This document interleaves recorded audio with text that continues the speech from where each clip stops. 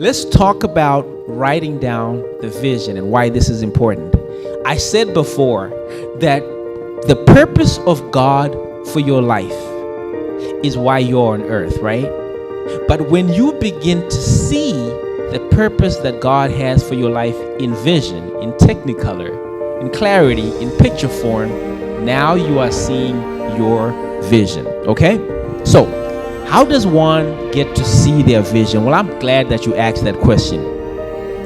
You know, I never set out to build a school or build the Destiny Center or develop homes for people. I set out to be a software engineer.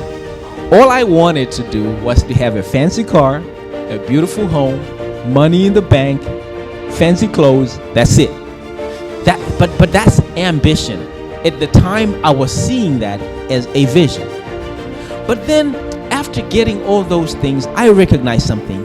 It always bothered me when I would see kids that didn't have an education, kids that didn't have a place to sleep, when I would see families that didn't have homes, when I would see kids having to travel to international countries like I did to get a computer science education. Those things bothered me. And because those things were bothering me, I decided that I wanted to do something about it. And that's how we came up with the idea for the Destiny Activation, where we are building schools around the country of Zimbabwe, where we want that idea to expand to over 100 schools and accommodate so many more families. That's where the idea started to come, to developing homes so we could accommodate many families with beautiful, up to standard, up to scratch homes. That's how we started to come up with ideas of developing the Destiny Center, where we can help people to be able to develop mentally, spiritually, physically, emotionally, and build their best sports academy and all of the other projects that we spoke about in the beginning when I was talking about the mental transaction, how I mentally walked into this new year and into the next 5 years, right? And so I want to direct you to Galatians 6 verse 2. And there, the Apostle Paul says that bear ye with one another's burdens, so that you may fulfill the law of Christ.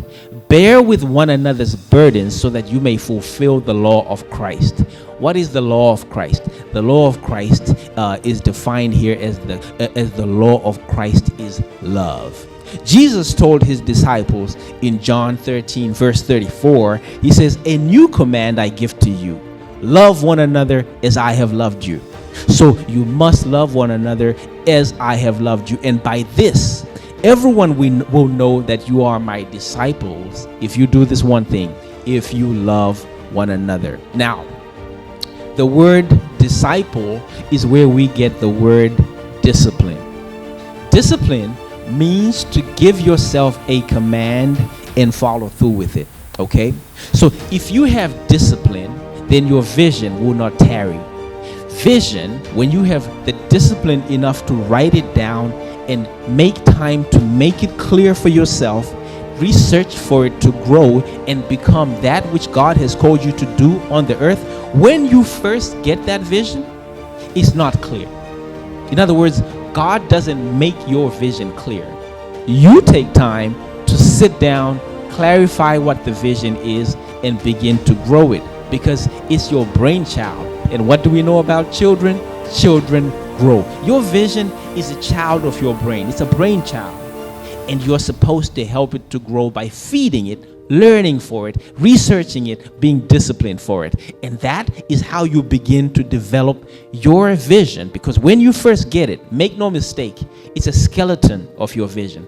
But as you grow, it becomes a greater, bigger vision. When I started out in my vision, it wasn't so clear. It was a skeleton of a vision. But as I began to engage with it, it started to grow. And so we're going to speak about that next.